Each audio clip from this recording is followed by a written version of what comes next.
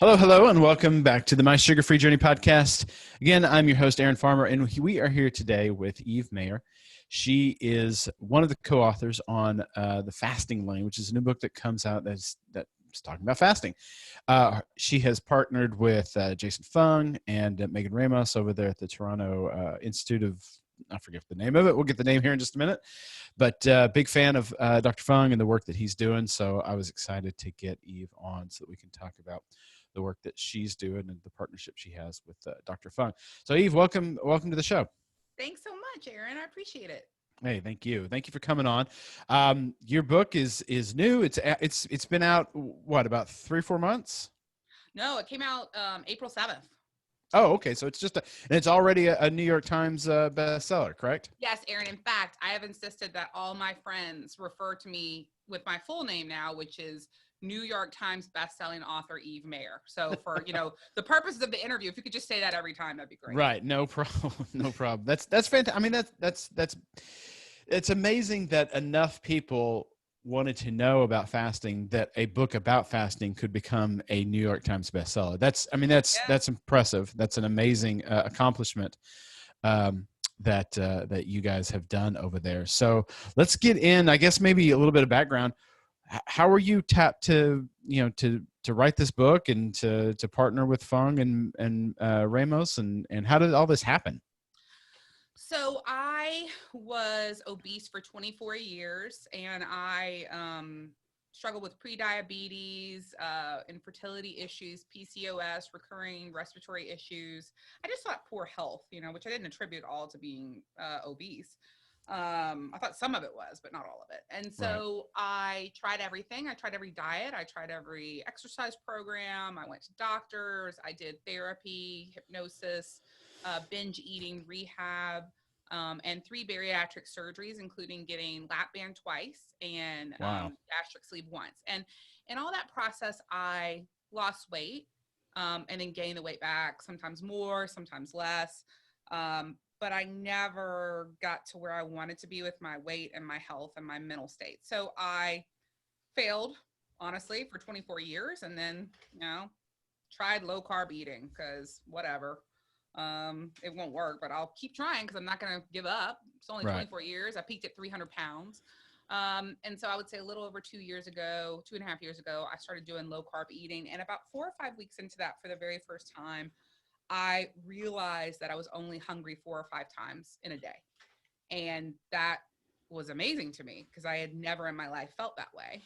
And so I asked my husband if that was how normal people felt. And he was like, yeah, what are you talking about? I'm like, no, I have been hungry every moment of every day, except maybe for 20 minutes after I eat a huge meal, I might not be hungry. Exactly. So I started to think more about sugar and carbs and insulin resistance and how they affect my body, because even though I've been told I was pre-diabetic and had insulin resistance, I didn't really understand what those things meant. I just didn't get it. And I told a friend of mine, a doctor, her name is Suzanne Slonim, and she was like, you really need to read The Obesity Code by Dr. Jason Fung. I'm like, all right, whatever. So I read the book, and it says, makes the case for all this low carb, no sugar, no sweetener. I'm like, oh, I feel really justified. And then it talks about fasting.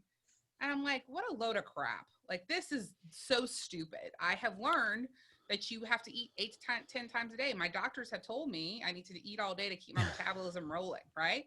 So I thought Dr. Fung was crazy, and I really wanted to prove him wrong. So I went on my first 36-hour fast, and being a girl from South Louisiana originally, I never skipped a meal. And I was really amazed that I was fine not eating 36 hours. So then I got really angry and didn't eat for 11 days, which was very stupid, right? Like, just real stupid. But each day I got angrier, and because I wasn't dead. Right? Like, I had this perception that if I didn't eat for 4 or 5 days, I would die. Well, there's plenty of available fuel in this body. And I just started tapping into that. And I started thinking about all my friends who were Muslim or who were Buddhist and fit and had talked to me about fasting before. And I'd always question their health and worry about them. And suddenly it was so clear that I was the unhealthy, unfit one who didn't understand, fasting at all. So I tweeted Dr. Jason Fung. I'm pretty big on Twitter because I have a background in digital marketing, and I'm an author on books about that. So I have a large Twitter following at Eve Mayer Media, and he tweeted me back, and we got on the phone. And I think just really fell for each other as people because we were angry. Like, he's really angry, which I like about him, right? And Right. we were angry in the same way at the shame fat people are made to feel about failing with things that are not the right information or without access to the right information that might work for them. And so then I just asked him if I could come meet him, and he said yes. So my husband and I flew up to Toronto and met with him and Megan Ramos. And I looked at him and I was like, hey, Dr. Fung, have you ever been fat? And he was like, no. I'm like, well, I love your book. It's amazing, but it doesn't talk about the emotional and lifestyle side of this, the suffering, the Right. frustration, the feeling like a failure, the wrong information that we get. Like, I want to talk about that. And he was like, well, let's write a book together. And then Megan, who is his partner, who's just a researcher and has treated thousands of people with fasting and knows every answer to how much salt should I have, or why do I feel Right. this way, or what about magnesium, or whatever. We decided to partner with her to create a book that just hadn't existed before, which was the viewpoint of the doctor, the researcher, and the everyday person who had failed at this for 24 years and then finally found her way. Fantastic. Well, I know he had written one earlier with with Jimmy Moore. Yeah.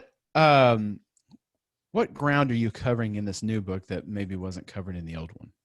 I think the complete guide to fasting by Dr. Fung and Jimmy Moore is really good. I think it's a good story about different people and how they do fasting. I liked it a lot for this. I think what you'll find, and this is my book, I brought it with me, of course, Life in the Fasting Lane, right? It says how to make intermittent fasting a lifestyle and reap the benefits of weight loss and better health. So I'll tell you why I think this book's different. There's never been a book before from these three viewpoints. And so for me, I loved the obesity code and it changed my life. But I was really confused by a lot of the science sometimes. Like, it was hard for me to continue on with the science, and it was very medical. And I was missing that piece from Megan, which was like, tell me like where people usually fail. Tell me what works. Tell me the secrets that you've learned from all these different experiences. And the real part that I wanted to bring to it is I saw so much about people online who like really love low carb and find it super easy, and giving up sugar wasn't as hard as they thought. And fasting makes them feel euphoric and wonderful. I never feel that way. I hate all of it. Like, I'm not good at any of it. And I wanted a voice like mine that would set out a plan to do the least amount of work for whatever a person wanted to achieve. I wanted to give respect to people choosing to be a vegetarian or a carnivore or a vegan or, however they're going to do it, and to lay these situations out, and to also talk about this mind screw that we have around these issues. Like, I had to figure out how to live my life without eating all the time. And eating is like one of my favorite things to do. So that's a mind shift. And that's what I wanted this book to really talk about. The failures I've had, how I found success, how to set goals around your life, and how to stand up for yourself, build community, build support. It's kind of that unfiltered best friend voice. If your best friend was a 46-year-old woman and probably kind of inappropriate. You mentioned the religious aspect of it. And that's one of the things that's always interested me, because I've been in the church my whole life, and Christians have somehow or another, they've read through the Bible and they've constructed. I'm a Protestant, I guess, and we've constructed a kind of these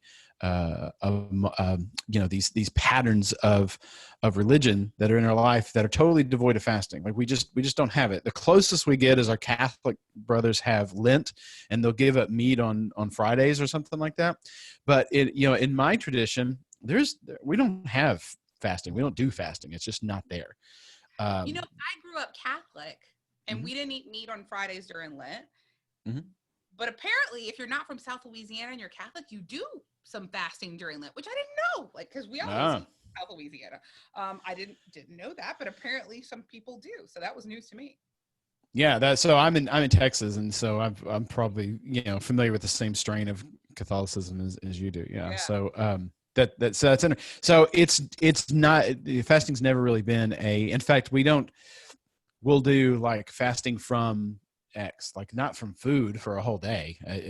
We'll fast from, we'll not watch TV for a couple days, it's some kind of detox or whatever. But Yeah. it's, the idea of going, not just the idea of going without food, but the idea of going without food being a regular part of a believer's life. And yet when you read the Bible, it's, fasting's on, every other page that it's talking about, especially when Jesus was talking about certain types of issues not coming out except through prayer and fasting. And, the fasting was just a normal part of his life. And, it's not a normal part of believers in my tradition here in Texas, I guess is probably the best way to Yeah. say that. It's interesting. I am not a religion expert by any means, but it is interesting as I look back on so many different friends with some from different countries and different backgrounds and different religions, how many have some type of fasting practice that they believed in and participated in, or family members did. And Yeah. it's kind of funny because intermittent fasting is like, it's not new. Like, it's Right. not a fad. It's not a new thing. It's just a new name for something that people have been doing for so long. And that as Americans, like a lot of Americans didn't know about, right? Right. I didn't know about it. Right. Especially when you find out that breakfast is basically a modern invention, like it didn't exist more than say 100 years ago. That's something Yes, that we invented because we needed more time to sell more food to more people, and exactly. that's really interesting to me. Me too. So let's get into like kind of the how tos. Like so, let's assume somebody is basically low carb, because if they're going to be listening to this podcast, they're pretty much low carb, keto, whatever. And now they're wanting to add some fasting into the regimen. What are some of the things, like what are the things that you wish you knew before you fasted for the first time? So when you do what I did, which was fast for 36 hours first and then don't eat for 11 days, I wish I'd have known how dumb that was. That was Right. dumb. That was like going for a walk around the block and then running a marathon. Don't do that. Number one, an 11-day fast, it's necessary for very, very few people. I think that there are things people should look at for extended fasting when they're dealing with disease or serious health issues.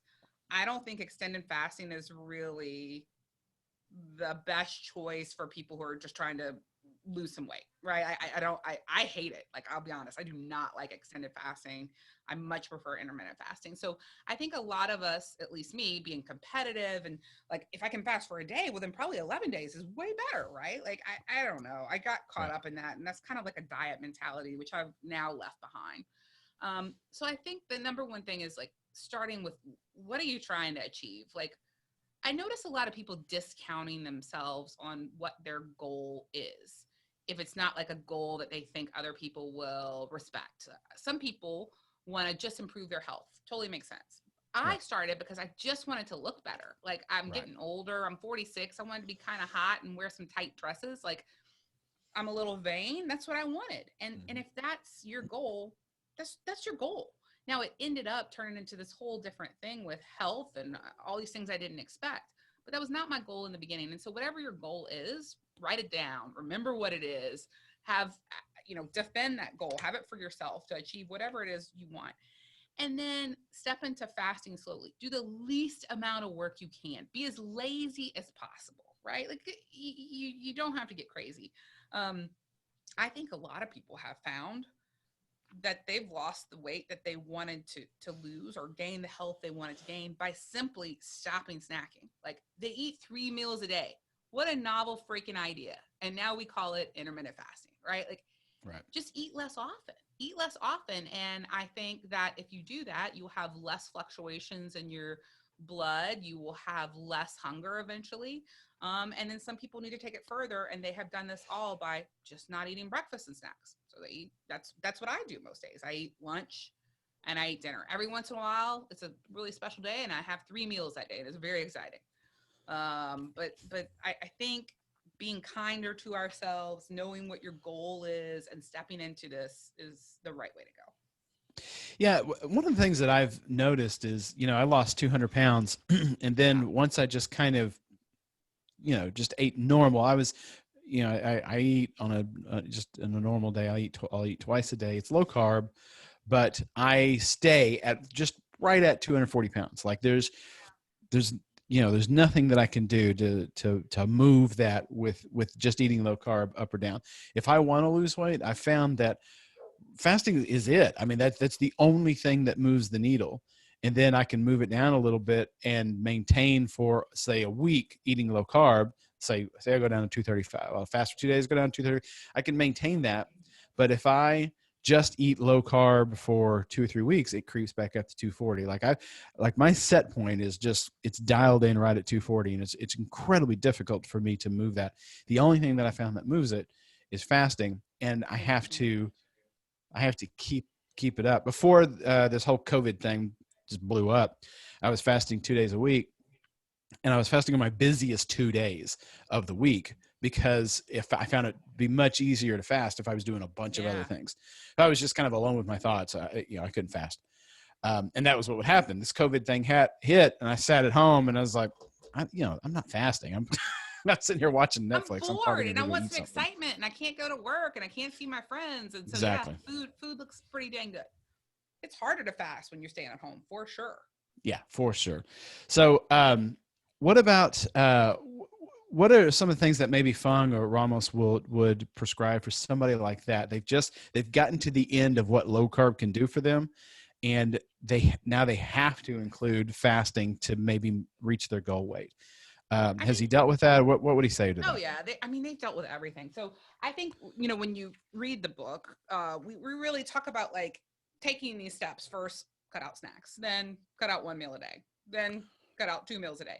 You take the next step forward and see if it gets you to your goal. You found exactly what makes sense for you. You lost 200 pounds, like a tremendous amount of weight, and now you know that low carb and 2 meals a day is what keeps you there.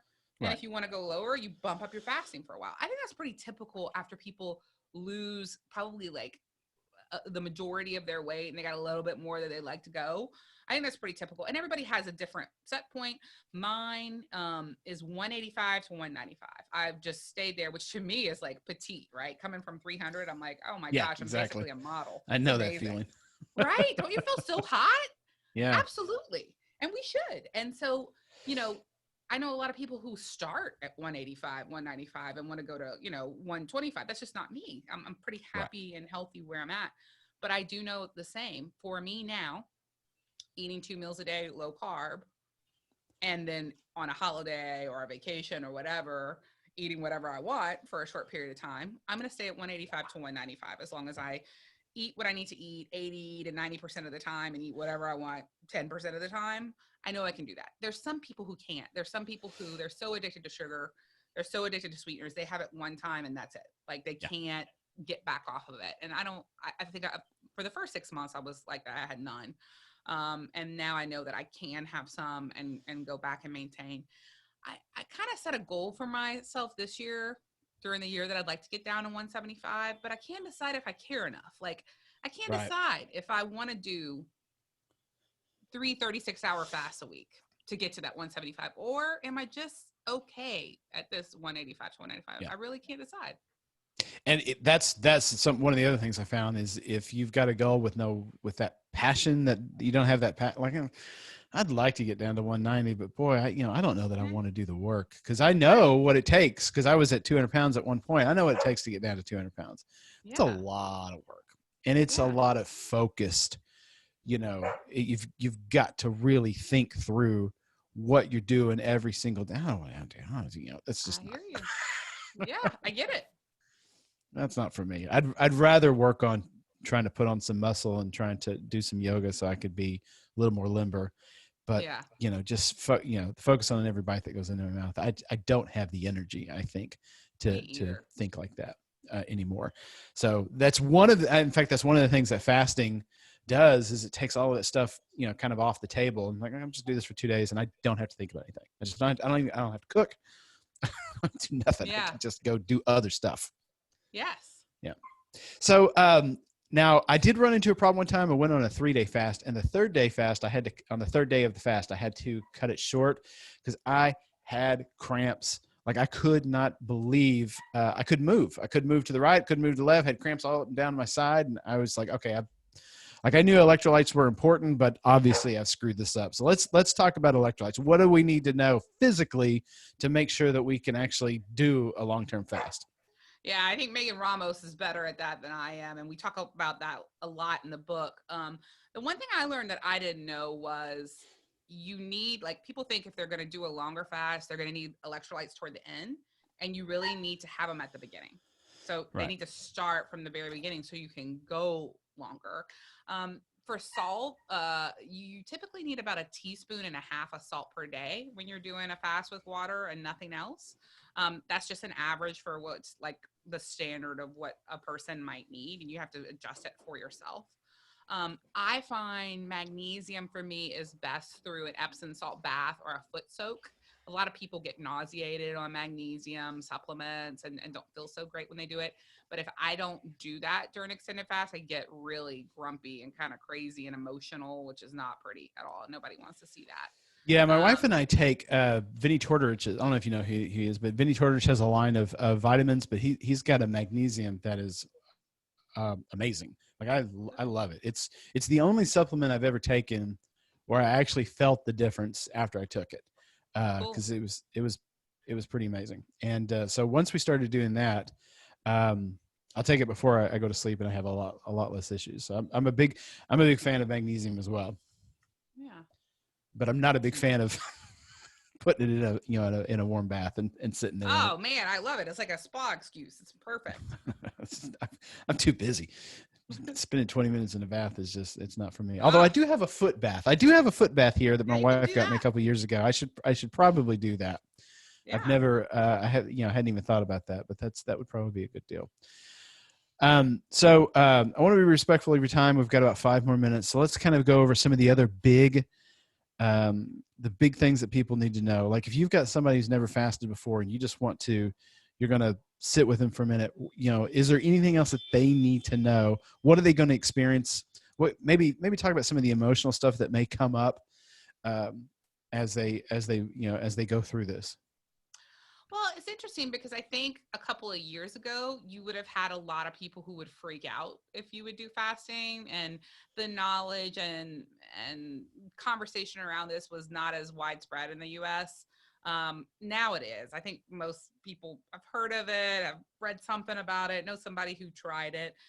So there are a lot of a couple of years ago, there'd be a lot of people who'd freak out if you were doing it and think you're going to starve to death and think they would be really worried about your health. I was one of those people before this. I really was. I didn't understand it, and I was concerned about friends who were doing this. Um, so we talk some in the book about when to talk about fasting and when not to. And some people have gotten really angry about some of the things we said, which I find interesting. But I think it makes sense. Dr. Funk kind of talks sometimes about, like, you don't always have to talk about it, right? Like if there are Right. people around you who are gonna freak out and question you and make you miserable, then maybe just shut up. Like maybe just don't talk about it.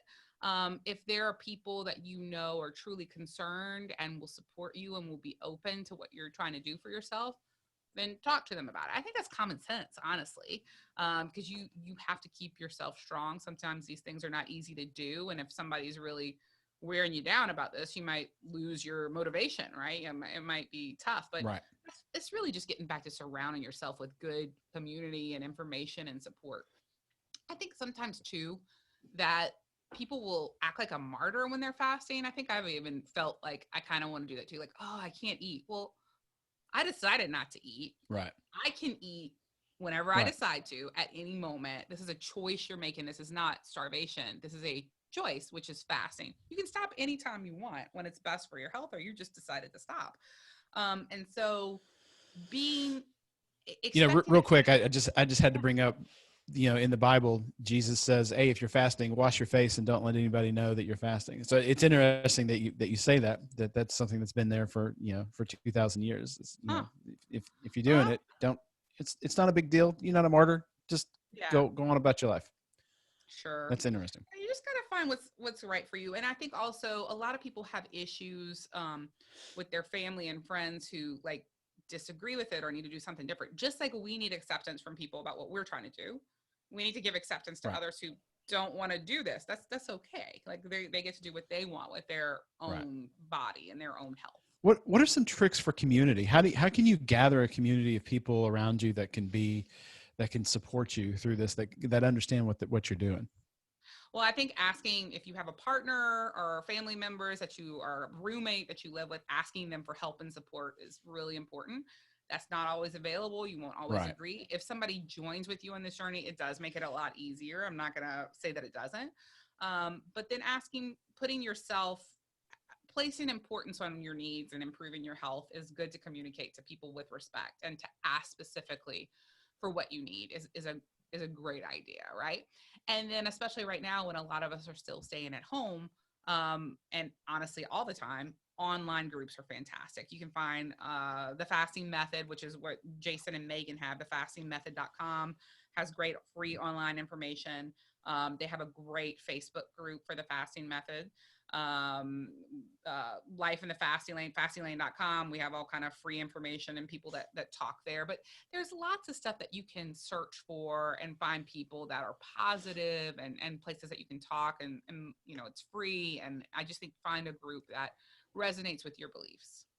Fantastic. So let's tell my readers how they can get a hold of your book, where they can go to find out more about you, what you guys are doing, and anything else that you need for them to know. No, check out fastinglane.com. We would love for you to get the book. It's available Amazon, Barnes and Noble, but you can go to fastinglane.com, and the link is there. It's available in many places all over the world and being translated into many languages coming soon. And then also, let's say something happened recently. A lot of people are losing their jobs or being furloughed, and you can't afford the book. There's great free resources at thefastingmethod.com and fastinglane.com. I've talked to a lot of people who have gotten the book at the library. I know that sometimes there's a wait on it, but it's free. So I'm all about it. If you buy the book, wonderful. If you get it at the library free, great. That's fantastic. And Is we there an also have a audiobook? podcast. Yes, there's an audiobook. It's on CD, all that good stuff. And we also, I think we have a free membership to Audible you can sign up for at fastinglane.com, to like a free trial or something at fastinglane.com. And then I think you get the book with that. And then also we have a podcast too, fasting at fastinglane.com. Oh, okay. Good deal. All right, guys, we're going to put links to all of that in the show notes. You can find it at mysugarfreejourney.com/podcast. Eve, thank you so much for coming on the show. Thank you, Aaron. I appreciate it. Thanks, guys. All right, we'll be right back with some more information.